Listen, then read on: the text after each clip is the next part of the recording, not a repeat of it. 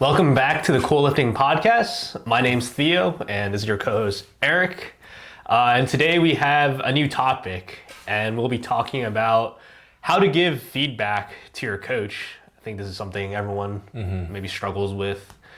So I guess I wanted to preface with this because a lot of athletes who are newer to coaching, they might just not know how to give proper feedback anyway, or like what to look for. But something that I learned from my coach was a great coach will be able to ask the right questions to extract what they need from an athlete. So if you're struggling, right, like I think first you should just ask your coach what type of feedback he likes. Because sometimes people can give too much information, and then a lot of people will also give too little information.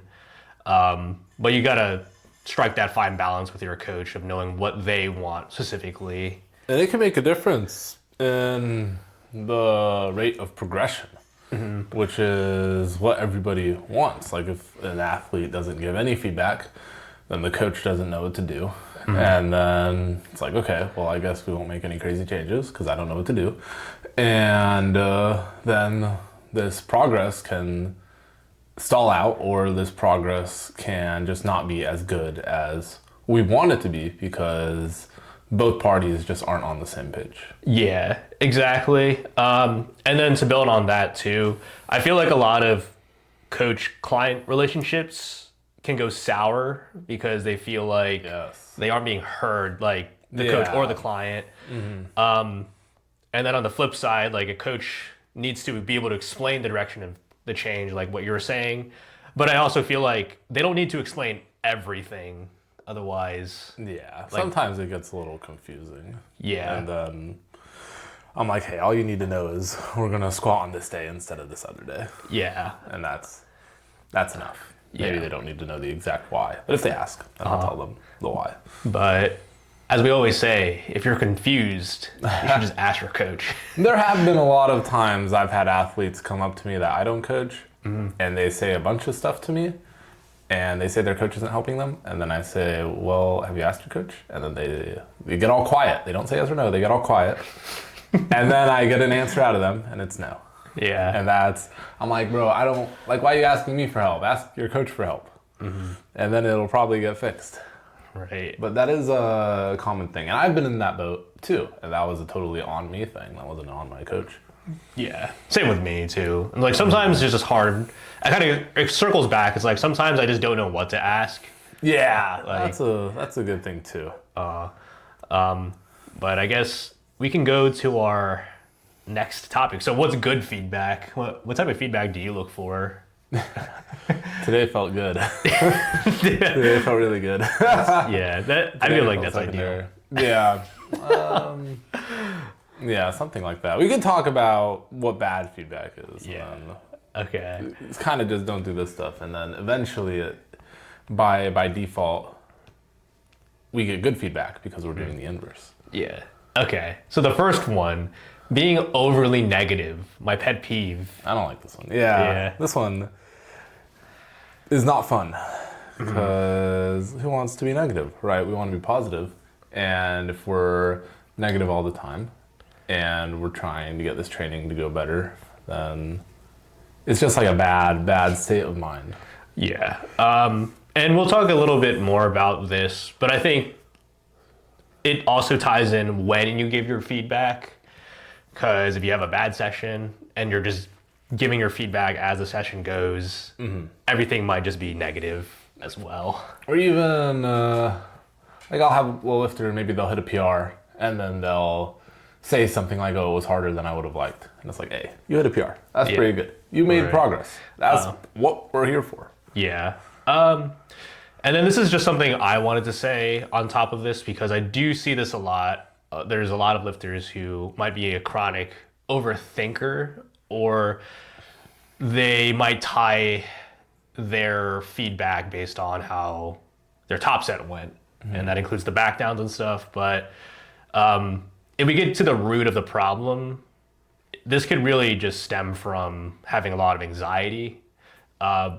But just remember, like, if you're this type of lifter who is overly negative or like you're always constantly overthinking things, it can be a lot for your coach to handle emotionally. So try to be very objective with the feedback that you're giving, since it can just be a lot for your coach, and we don't really want to be that athlete. We're not therapists. Yeah, exactly. And we did not go through therapy training. I don't know what it is. Like, there's probably like a bachelor's degree or something for that. But also with being overly negative, you can straight up convince your coach that something is going bad because maybe the person's making progress, but they're like, man, this PR was just harder than it should have been.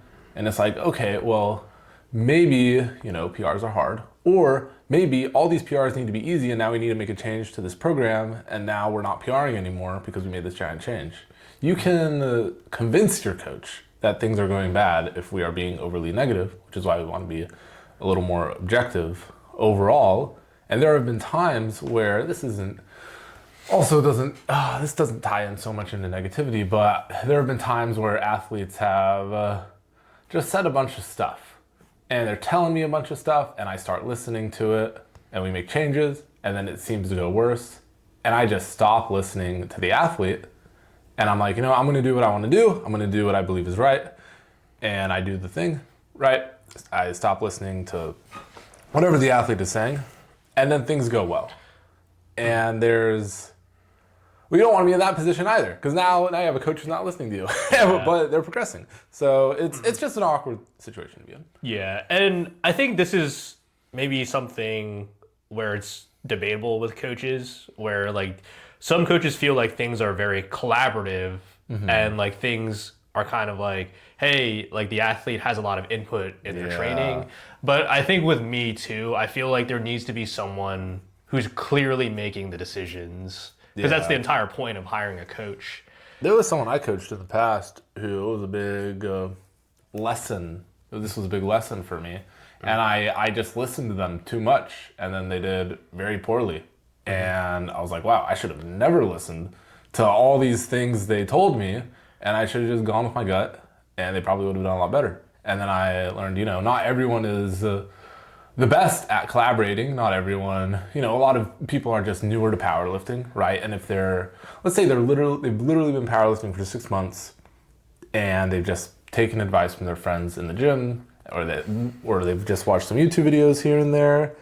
And if they want this to be a collaboration process, it's just like, hey, you've been lifting for 6 months and honestly, there might not be that much about powerlifting that you really know. And it's probably better if we don't make this a collaboration process, because we might go south. Because this newer lifter may just not know exactly what they're talking about, or they might confuse things with other things. They might say one word instead of another, and it can go bad. Yeah, and I think this is something that you even see in all of the highest level athletes is they have full trust and confidence in their coach. Like trusting that they know what needs to be done. Obviously, like there's a lot of great athletes who are coaches themselves and can give the proper, suggestions. But I think for the most part, if you don't really have the fundamentals down, it's really hard for you to actually give that proper direction for your coach. You shouldn't really be in a position where you feel like you know more than your coach too. But I guess it ties in with our next thing with negative feedback, which would be saying what you need rather than how you actually feel during the session. I guess you want to build on top of this here a little bit. Usually when an athlete sends me their videos and they don't say anything at all, it's only the videos and no text. I just say, how do you feel? And then they tell me. And then I watch the videos. I actually don't even watch the videos if they don't tell me anything, because I'm like, I don't know what to say. Like, am I going to put words into your mouth? I don't want to put words into your mouth. But you tell me, because I'm kind of like, I'm a little confused. Okay, yeah. So I think this happens a lot where an athlete is convinced that they know what they need. This thing, yeah. Yeah, and This ties in with like the collaboration thing. yeah, right. So like, I think first, like, a lot of athletes will try to like speak in absolutes, and they're like 100% convinced that there's this one thing they need to add to their program. They watched the powerlifting now video. Yeah, they're like, man, this is gonna like take my deadlift to, 800 pounds. And they'll say something like, oh, like this day didn't feel good. We need to add in like a fatigue single. Like this is what we need to do. There are things as overstepping boundaries. I don't know if boundaries is the right word, but you're overstepping your bounds a little bit when stuff like that happens. And that ties in with like what I was saying earlier. I had an athlete who was doing stuff like that. This is a different athlete. And I was giving in a little bit. We were trying some new things. And I was just like thinking, man, we are in a worse position than we were before. I'm just going to do my own thing. And I write my own thing for the athlete, and then they do way better. I'm like, yeah, we're not. Yeah. Respectfully, this does not need to be as much of a collaboration as we think it needs to be. Yeah. And then I think this just ties in with what you're saying too. A lot of athletes don't know if they're detrained or fatigued. Yeah. And it's not your job as an athlete to figure that out. Actually, it's like your coach's job to help you. Yeah, the athlete, that's something I've had to pay attention to whenever they say words like that. It's like I need to see what is actually going on. It's good they're telling me something's going on, but I need to dig a little deeper, and then we can find out what's actually going on. And then we can start cooking. Yeah. So I think there's not really much I want to add more on that. Like, just give your coach the feedback and not really what you think needs to be done. The collaboration process is pretty interesting because it's usually how I've been doing a little bit more of that is I kind of just ask them like, hey, what do you think would be better if we did this or this?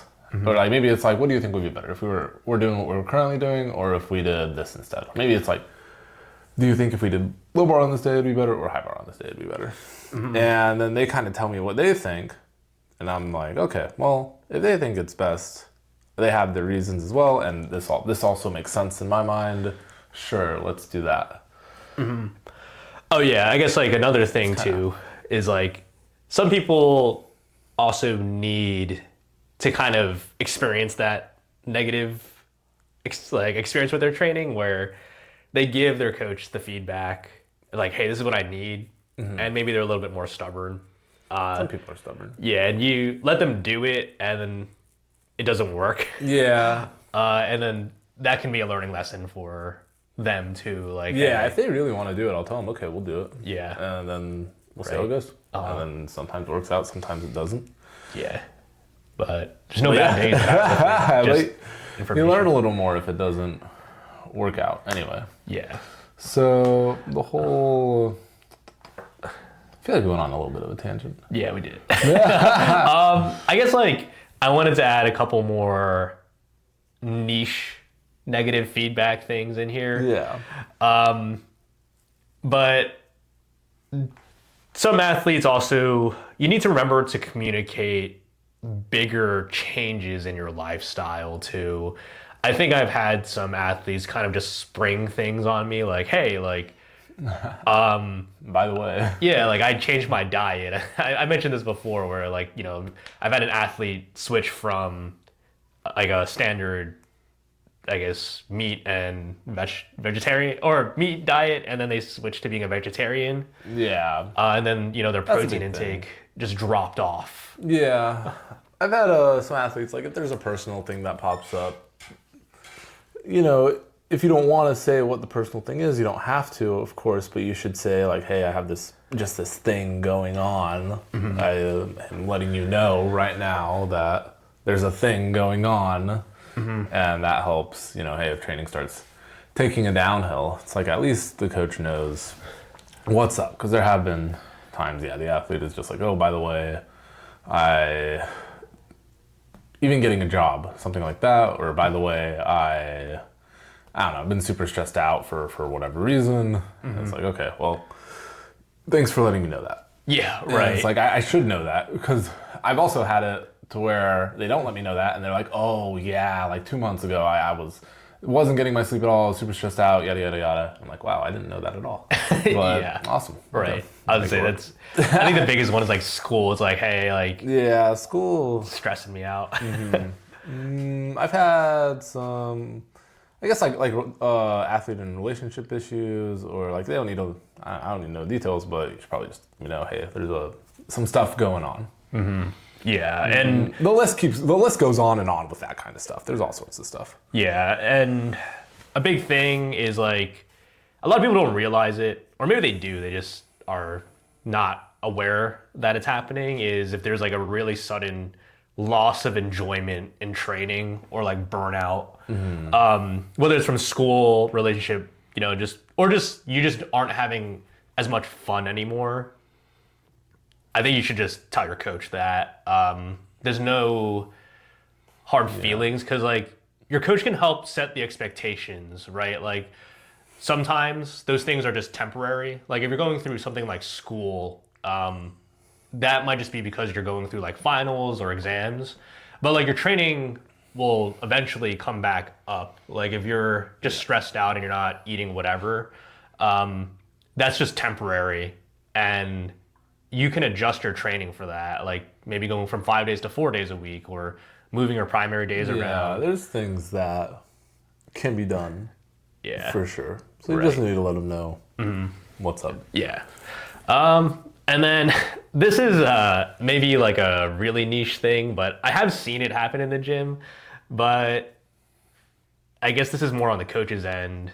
But an athlete needing to be able to handle criticism from their feedback. Yeah. Sometimes they see it as like criticism is a bad thing. Right. Or it's like they're getting roasted or something like that. But really, at the end of the day, the coach wants you to do your absolute best. And it's like, hey, everything that's happening is for you to do your absolute best. Right. Exactly. I'm not trying to diss my athlete right now. Or Yeah. I'm not trying to say like, screw you, bro, this tech sucks. Yeah. Trying to fix this tech. Yeah, and for me, like I try to make it pretty clear, like, hey, if I say something like you overshot today, that's not a personal attack. That's just a fact type thing that just happened. But then also like you should be communicating things like, hey, like I tried this cue and it's not really making sense to me. Like some athletes don't really communicate those things either. Yeah.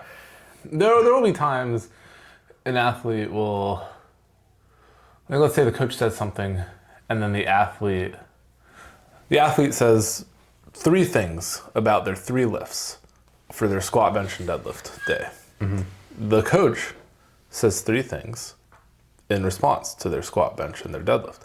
And then they say something like, hey, they say in a really nice way, hey, this bench tech sucks and we need to completely do this and this and this to fix it. And then they say their response to the squat and the deadlift as well. And then the athlete will say, okay, I hear you on the squat. Okay, I hear you on the deadlift.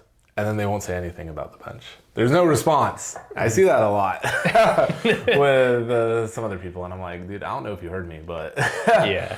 it's good to just acknowledge some of these things as an athlete. Yeah. And this is something that not every coach can do. But like if you're really struggling with technique or something, maybe just ask your coach like, hey, can we meet up in the gym and like, can you help me out? Not every coach offers that though. Yeah, that one's a little more rare. If you are within the same city, I would recommend you driving out to the coach's gym. Yeah. Rather than asking them to drive out to your gym, because you're the one asking for more help. Right. And that is, I'm always down to help anyone. But sometimes if they're like, hey, can you drive an hour to help me out? I'm like, dude, I don't really want to drive an hour to get there. And I don't really want to drive an hour to get back to my place. But, you want to come to my gym, I'll help you out anytime. But that's the thing, if you can do that and you can take advantage of that, it like once a month, make the drive and it'll be worth it. Yeah. Yeah, because sometimes things don't click. If you're an athlete, whatever the coach is saying, sometimes it doesn't click. There are times I've, as a coach, had athletes, and I can just tell, like, man, what I'm saying is not clicking. We need to do something else. Yeah.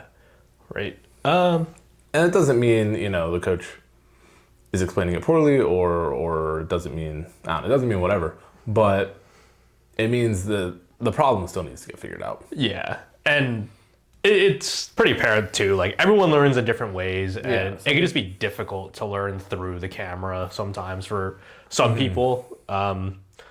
Just especially if you're just a newer lifter, like it's hard to expect someone to know certain phrases. The coordination aspect Yeah. of it is just different. There's a lot of moving parts. Yeah. Okay. So I think that's more on the actual like script of the type of feedback people are giving.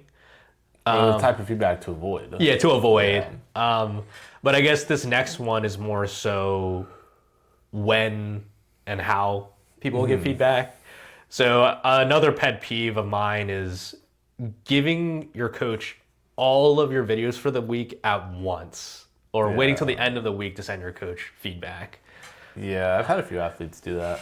And I get like 15 videos in one, and I get like 5 paragraphs, and I think, dude, I don't know what's going on at all. This is a lot of stuff. But it's the meta of this powerlifting coaching communication is 24 hours or 48 hours. Do you even know, Theo, like anyone who is an athlete and pays for weekly communication? I personally don't. Yeah, I don't know anyone. Yeah. Pretty much everyone's 24 hours, right? Everyone listening to this is 24 hours for the most part. Yeah. So just send it after your session.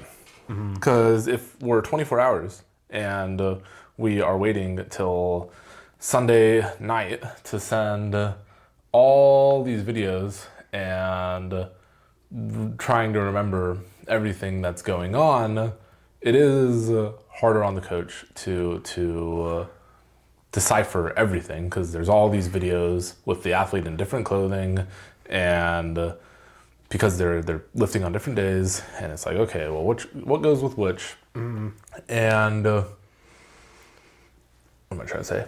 If it's like you get weekly updates, and the con of weekly updates is if you get a technique change from your coach on Sunday once a week, then you can try this technique change for the week, but you get one technique change every 7 days. But if you bench 3 times a week and you send your coach videos on each of these 3 days, then you can get 3 technique changes in 1 week rather than 1. You get more.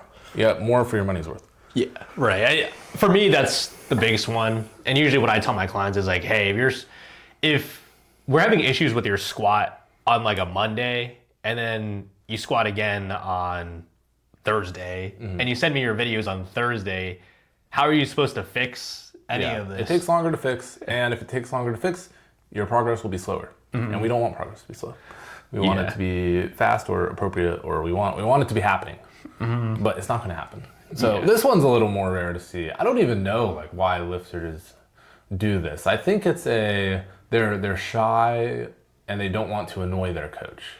That's what I think it comes down to. But really, you pay the coach X amount of money to text them whenever you want, or whenever the office hours are, whatever it is, right? Whatever you guys agreed upon. So text them during that time. Yeah, right. And you're already on your phone anyway, so like just try to send it on the day that you're doing it. Have you had a lot of this? I've had like 3 people do this. I was gonna say I've had my fair share of people, like five or so people across the years do this. It's just, I've known other people who do it too, and it's just like, what are you doing? You're gonna slow down your progress. Yeah, right. And and then they ended up in a position where it's like, hey, my coach doesn't help me. And really it's like, hey, I send my videos to my coach once a week, and then I take the whole week to wait until I read their feedback message. Yeah. It's like, okay. I'm going to be honest. When people do this is like very blunt. If you're the type of person who does this and you're not like on a weekly call with your coach, I just don't think you're locked in. Like, Yeah. Like it just shows you're just not really dialed in. There is truth to that. Yeah. Like, because you're already on your phone. Like you can always just send your videos. And in a way, that's giving so much feedback at once, and now we're going to swing to the opposite end of the spectrum of too little feedback and not getting enough. And I actually have more athletes do something like this rather than sending me weekly, and they either don't send me their videos or they only send me their videos, no little update of how it went, or I have a good amount of people who just, or they send me a video like once a week, something like that. Right. I feel like I have this too. And we talked about I'm not this really too. sure why. Yeah. Were you ever like that? No, not I really. was never like that either. I don't know. I think I just want to get my money's worth for whatever I pay for coaching. Yeah, right. I was gonna say, shoot, I'm paying X amount of money. You better make sure I get all that money's worth. yeah, like if you're paying, over $100 for coaching, like you gotta get your money's worth a month. But I think at a minimum, if you're gonna be like this too, at least like put the week and the day of the session that you're in, or just say like, hey, like I can't give feedback right now. I gotta like leave or something. Yeah, this one I've had this happen, and where the athlete doesn't really send me videos, and they'll literally text me like a couple times a month. And what happens on the coach's end is their technique might start to change. They might start doing a new cue that they think is good, that they heard somewhere else, or they might forget to do this cue that they were doing, and their technique slowly changes for the worse. And then if the coach barely gets any videos over X amount of time, they can't really see this. And then the athlete goes to compete on the most important day where they need to max out, but their technique is not at all the same as it was in their prime or in their most fluid, efficient technique. It's not the same. And now other things are happening. Now there's a weird sticking point. Now there's this and that. And I've had that happen with my athletes who don't really send me their videos. Yeah. Like, this is not good. I don't like this. But that delays progress. And we don't want to delay progress. Because now we're going in a circle trying to get back to this old technique, when really, if the athlete sent the videos to the coach on time in an appropriate manner, it'd just be easier to stay in check. Yeah, and I feel like a lot of people know this, but I should mention it too, is if you feel like it's just you're like, hey, I don't want to type everything, like just send a voice memo. Yeah, you can send voice memos. That's fine. But I guess on the flip coach side, gets paid to listen to your voice messages. yeah, right. So And send them whatever you want. they can also just, 2x the speed if you're just yapping away. But I guess it kind of ties into the next one here. Too much feedback. This is also a thing. This one, so the one I have most of my people send like reasonable feedback, or I don't even know what the right word is. Not reasonable, but they send good feedback. And then I got a handful of people who don't really text me often. There's a tiny bit of people who send all their videos at once, but they're getting better. And then there's a tiny bit of people who maybe they'll send a little too much feedback. And the thing with too much feedback is that can also delay progress, because it makes things harder to decipher what is important, what is actually important and what is actually a needle mover, rather than just giving a appropriate amount of feedback. And then in a way, you said all the important stuff. But now if you're giving too much feedback, you're saying all the important stuff plus a bunch of extra mumbo jumbo that might be going on as well. Yeah. And for me as a coach, what I'll usually tell people is like, I'll be giving feedback based on what I think you need.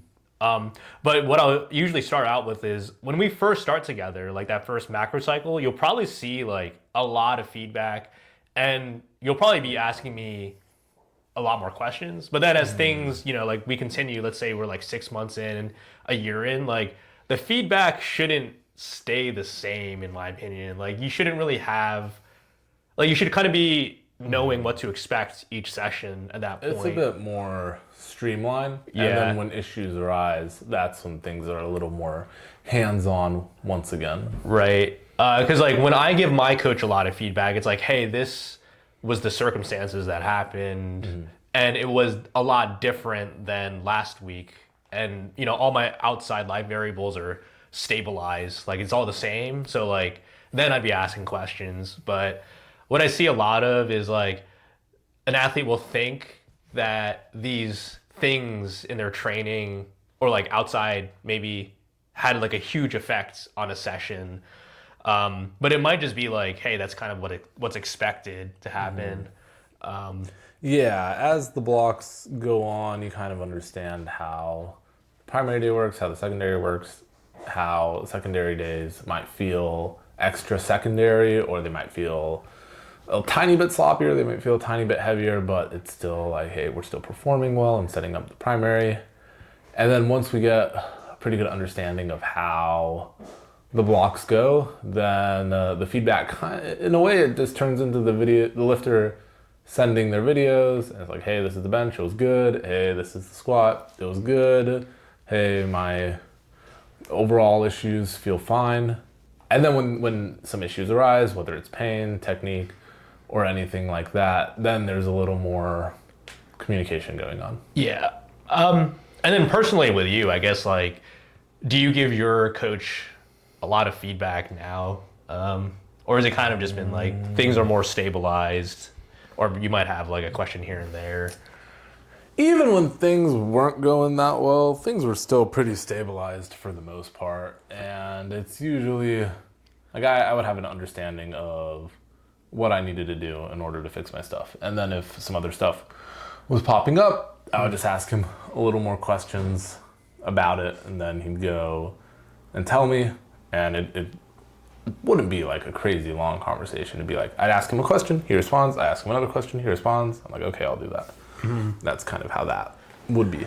Yeah. And lately, how my feedback for I guess we could talk about both of ours, but how my feedback for my coaches is, let's say I deadlift and bench, which is what I did yesterday. I'll deadlift and I'll tell them how it went, and in a few sentences, and then I'll send them my bench video and I'll say a few sentences about my bench. And then if there's anything else miscellaneous, I'll say that as well. So it's like 5 messages. Yeah. So. I was going to say, I guess this will kind of go back into our ideal feedback later. But for me, like, I have a sheet where it says like my outside variables, like my sleep, nutrition. But like if something is off, then I'll mention that. Yeah, something's off too. But like my coach knows what to expect during my session. Like I know, like he knows that I train in the evening and I get like this many calories in my session. But if it's off, that's when I would tell him like, oh, I only came in with 500 calories. Well, obviously that's going to affect my training. Yeah, there are things like that too. Like if the training day was pretty bleh overall, but let's say you've been traveling all week, or let's say for whatever reason you just didn't eat anything all day, then it's like, hey, by the way, I didn't do any of this stuff, just so you know. Yeah. I guess also for me though is like, maybe this is different for other athletes, but I don't really have too many issues with my technique. So it's pretty more so leaning how I feel, and if things are feeling off. But if it feels good, I don't feel like I really need to have too much input. Like, hey, today felt really good. Yeah, if it's a good day, I usually just say today was good. Today was solid. Like another sentence. Bam. That's it. Yeah. Yeah, that's about it. But that's kind of in a perfect world where we want to get to, because that means we don't really have too many issues arising, and it means we're also probably progressing if things are starting to feel good. Yeah. I guess another thing that I should mention is I usually give my feedback after my session too. I do it after my sessions as well. I used to do it in the middle, but lately, just because I yap a lot at the gym, I don't really want to be on my phone too much because I'm already yapping in the moment. So after I'm done yapping at the gym, then I'll just text my coach the videos and I'll send him a few sentences and he'll respond within 24 hours. And I'm like, awesome, great. Yeah. I think this is more of a pet peeve of mine. I'm not sure about you, but like, I don't think athletes should expect their coach to hold their hand for everything. It's not really fair to expect your coach to be free to call your top sets for you or like your warm-ups. I think like you should be having that discussion before That's a before. your session. There was literally 2 days ago, somebody asked me what should my warm-ups be, and I responded 45 minutes later. Something along the lines of like, well, what are you taking for your top? And then they tell me I already did it. I'm like, dude, I responded in 45 minutes and it still wasn't good enough. Yeah, right. But that's warm-up questions also. I guess that ties in with feedback. I think warm-up questions are like the worst question to ask your coach because you need to learn how to figure that out by yourself. And it's also like, we don't even talk about it too much, but if you don't know how to figure it out, ask your coach. Yeah. Since I feel like it's more of a niche problem, but I have seen that where it's like, oh, like my coach is getting so late back to me, like I don't even know what to hit for my top set. And like, I'm just like, didn't you learn anything about RPE this like whole year? Yeah, you should have some idea. Yeah. But it's also, if you're new with your coach and new to this coach-athlete relationship, then you might not have any idea. Yeah. But as the blocks go on, and I think 3 months is a good amount of time to where you should have a pretty solid idea of what's going on, and you should be independent enough as an athlete to get the basic stuff figured out. Yeah. And of course, there's going to be hard problems that come up, or maybe some weird pain is popping up in some weird area that you've never felt before, and that's a little different. But for the general stuff, it's at this point, it's not even feedback when you ask a coach like, hey, what should my warm-ups be? It's just like, dude, what are you doing? Yeah, right. And just remember too, if you're newer, it's okay if you're making subtle RPE mistakes. Like you got to learn somehow, right? Like if you overshoot slightly, your coach is going to understand. Like, hey, like There's we a should learning pace it. curve with running this program. Right. Or running the coach's program, which may be very different from the previous program or the previous coach that you had. Yeah. And also another thing too that we mentioned before is, let's say you overshoot your top set and like, you immediately text your coach and you're like, man, my top set went awful. Like I failed. It's also like, what is your coach supposed to say when you say like, man, this went awful? Yeah. Like, bro, you need to lock in for your back down. But then like they do their back downs and then it like visually looks good, but they're like, man, everything just felt heavy. Like we got to make some sort of change. But then like I've had athletes do that, but then like when they look back, they're like, oh, actually like it was fine. So this is why both of us, for the most part, are just much more of a fan of having athletes text after. And usually I won't really say anything unless it becomes a problem, to where it's maybe they're texting in person or like during the session, and it's for whatever reason it just seems like it's throwing them off their game. Yeah. But I'd say it's 50-50 for people I have who text me during their session or after. Yeah. It's about 50-50. I would say it's pretty much the same for me. I think now, because I've asked more people to give it after, it's probably a little bit more like 70-30. But I would say most athletes actually start by giving their feedback as the session goes on. Yeah, I think they start like that too. Yeah. And with this as well, it's...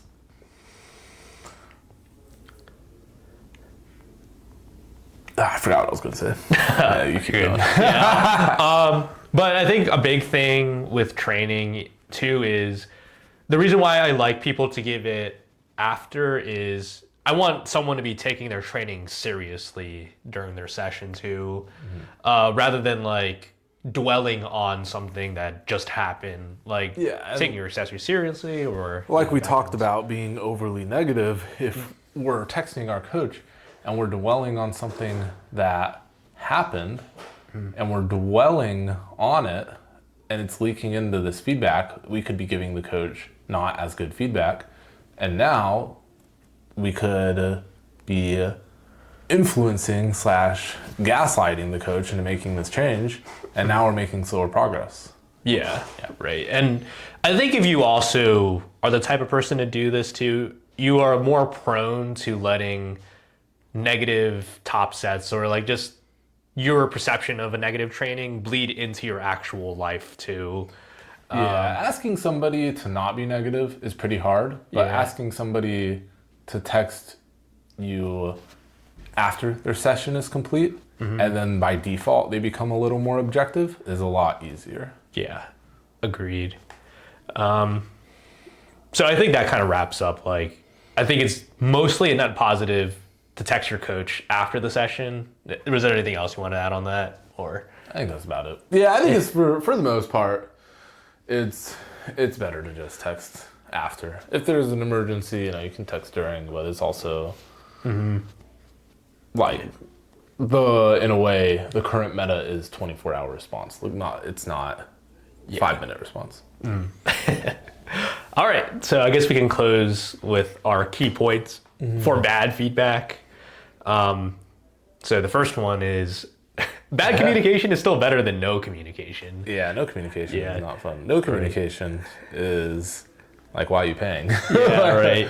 Like, but bad communication also, it ties in with like sometimes the lifter does not know they're giving bad communication and it's a work in progress to get that fixed. It's not like they really give bad communication on purpose unless maybe their coach is saying like, hey, I need you to send your videos after your session, but then they don't do that. Then it's kind of like, hey, in a way you're giving bad feedback on purpose. But bad communication, more so how I see this bad communication is I see it as the lifter being a little confused with the wording of things, like how we talked about detrained versus being fatigued. Because both might have the bar feeling heavy on your back, but one means you're doing too much work, one means you're not doing enough work, and in a way that's bad communication, if you want to call it that. But it's still something to work off of. Yeah. No communication, there is nothing to work off of. Yeah, agreed. Like, for people who are just bad at communicating, what I'll tell them is like, hey, I just need you to tell me what week and day you're on and just send me the videos, and then I'll ask the question. Yeah. But after like a while, like they'll know like the questions that I'm gonna ask, and they'll just tell me. Yeah. But if you're just not sending your videos until like a week later, I think you're also more prone to just not checking your phone and like taking in the feedback as well.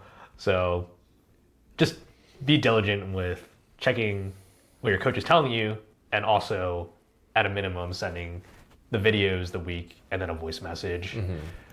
Usually if an athlete sends their video of their squat and they say how their squat went in 1 to 2 sentences, that's enough to work off of. Yeah. That's like, hey, that's pretty good. That's way better than no communication. Yeah. That is like, a conversation can happen from that. And then we can converse, and then we can set you up in the best direction possible. Yeah. Okay. And then this ties in with our second key point. The coach and the athlete should be a team, even if it feels like the coach is against you. I don't think there's been, no, there has been one case. I was going to say I don't think there's been any case I know of where a coach has been against an athlete. But there was this one coach who's still coaching, and he was coaching like 2 93-kilo lifters or something like that who were doing the same meet. Yeah. And then the coach said to one of the 93-kilo lifters, hey, would it be cool if you benched a little less so this other guy can bench more? Like, he really wants to bench more than you.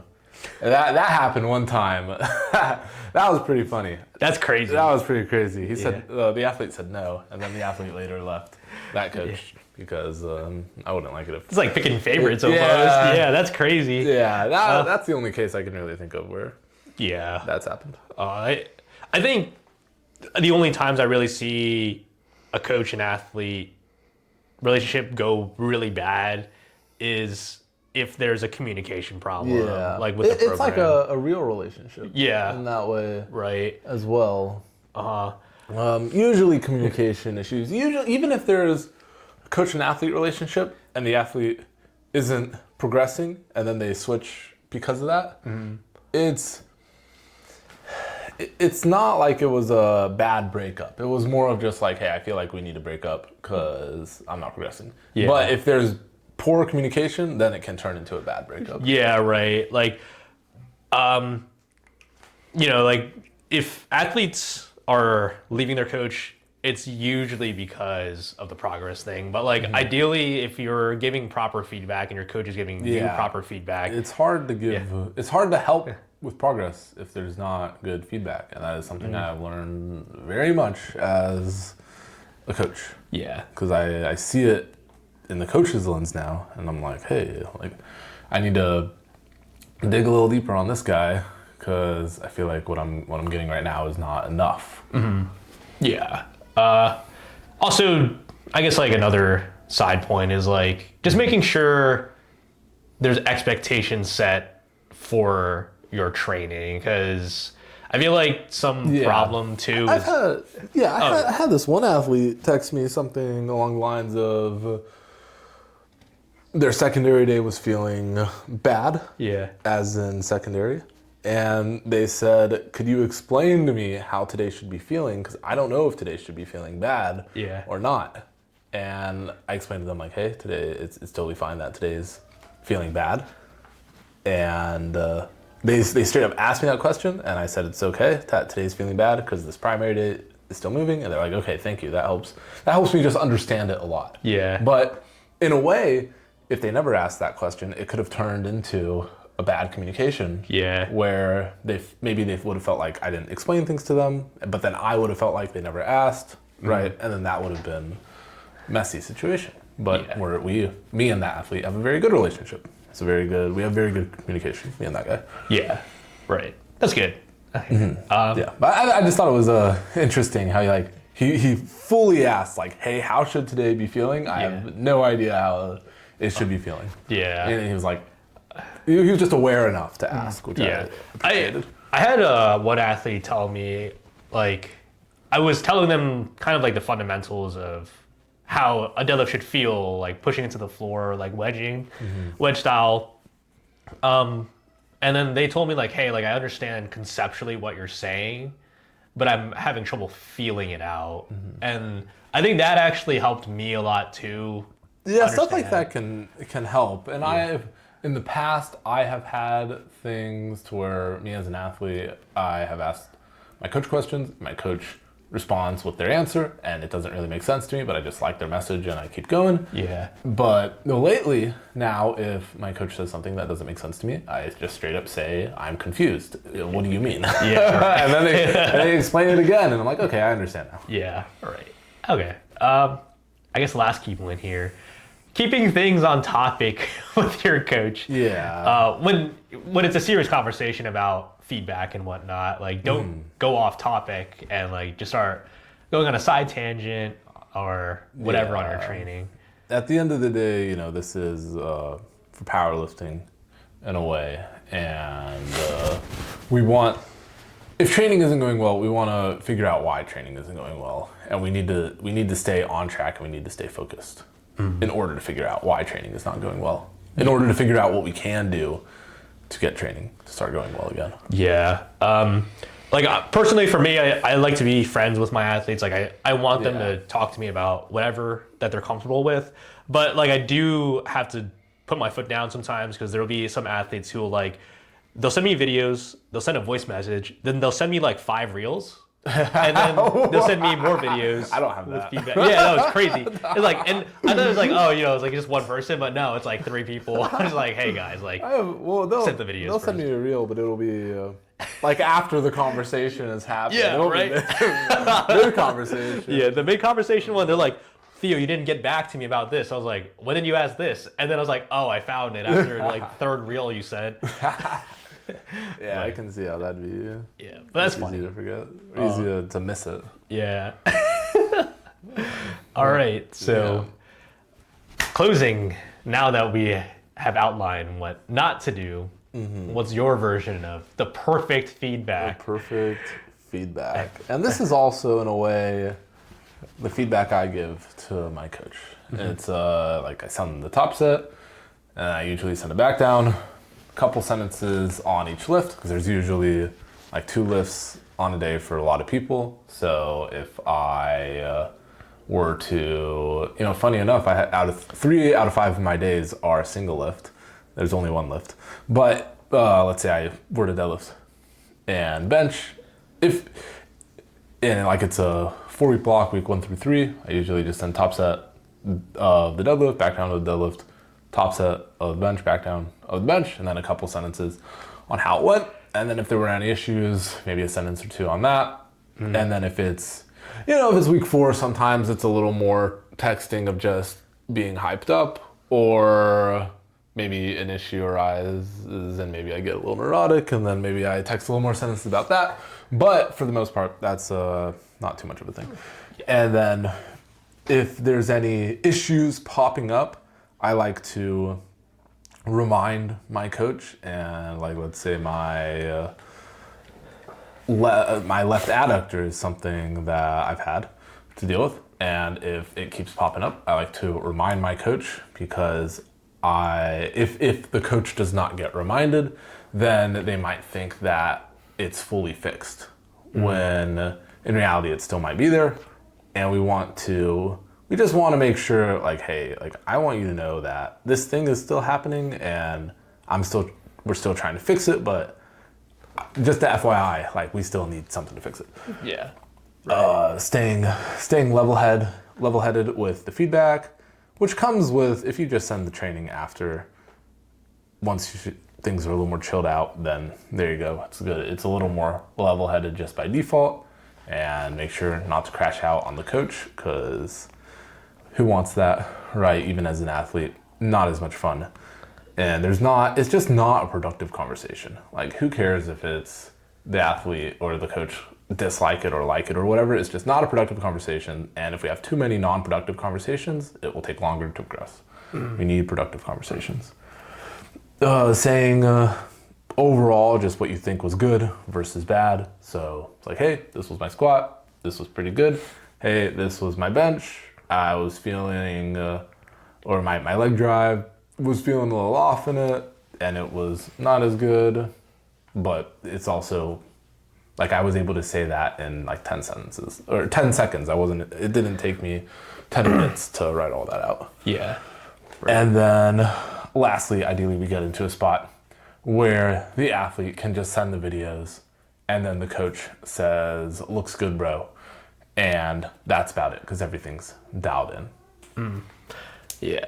So pretty much you summed up everything. So I thought what I would give as an example of like different types of scenarios. So the most ideal situation, the perfect feedback, is the simple, like, everything went well. So like what I would want from an athlete is for them, like I've been saying, first give the week and the day. It just be like W1 and then D1 for week 1, day 1. That's a good thing too. Yeah, so this is an example of someone maybe on their week 4 primary squat. It would be week 4, day 1.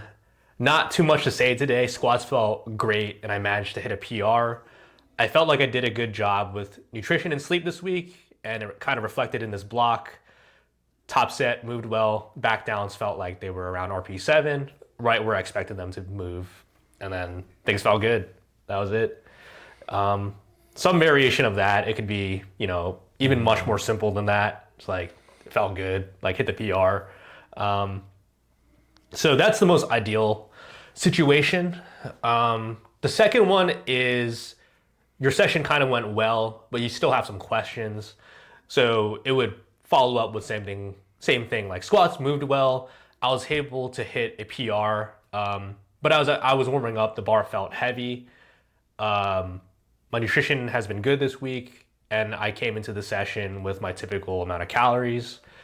And when I was watching back on my last warm up and the top set, it still moved well though. And I was able to hit the top end of the range if you have ranges. And then the question would be, I was just wondering if this was normal, if it was something I should be worried about.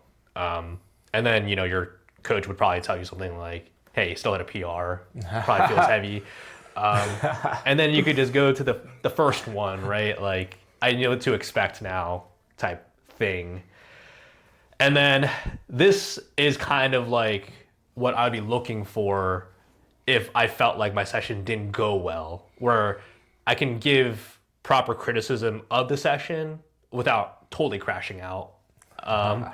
So it'd be something like, today's squat session felt really heavy, so I took the bottom end of the range. I felt like my warm-ups were heavy and slower than usual, and my last warm-up didn't move well. When I looked at the video, it also looked slower than usual, so I took the bottom end of the range. I felt like my outside variables were good. Everything was hit during the week. I got 7 to 8 hours of sleep. I felt like maybe the pacing this block on the top sets weren't the best, but I wanted to hear what your thoughts were. So the reason why I phrase it like this is just because it kind of puts it in the coach's hands. Like, I think this is what the problem was, but what are your thoughts? Yeah, it's good to still say what you think the problem is, and it's something to work off of, rather than just saying, I failed. Yeah, something right. like that. It's like, hey, even if maybe the problem is something different, it's still something to work off of. And all of this feedback, funny enough, sounds exactly like what that guy who asked me, like, hey, my secondary day feels really heavy. Should it be feeling like this? Yeah. I think I'd be a lot better off if I knew how it was supposed to be feeling. Like, all of this sounds exactly like stuff he texts me, which is really funny. This is actually hilarious. But yeah, like, even if I saw, like, this is definitely a lot of what someone would say, but like, if you can at least get to the gist of like, hey, the things were stabilized, but like, I feel like this is where the problem is, but like, what are your thoughts? It's good to say too, if Yeah. things are in check, or if things are all over the place variable wise for whatever reason. There's so many reasons that pop up. I have one athlete who sends me their videos, and then they put little text on the video saying like week 2, day 2, and then like let's say like they'll hit 180 times 4, it's like RPE 7. It's pretty funny. Like, if you want to do that, go ahead. Yeah, right. But that's I'm kind of surprised he does it. It probably only takes him like an extra minute or two, but still, it's funny. I would say for me, I like to have my athletes at least give me the last set RP, just in case we want to go up, or like if we feel like you plateaued. It's like, hey, maybe your back downs are just too light or something like that. But I don't think it's absolutely necessary. If that's kind of something where if you feel like you're running into problems, I would ask you, like, do you feel like your back downs are too heavy or something like that? But it's good to say what you feel as well, right? Even though I think I went on a little bit too much of a tangent about like sometimes not everyone needs to collaborate, but it's still good to say what's up. It's good to be coachable. So, anything else you wanted to add about feedback? Trying to think.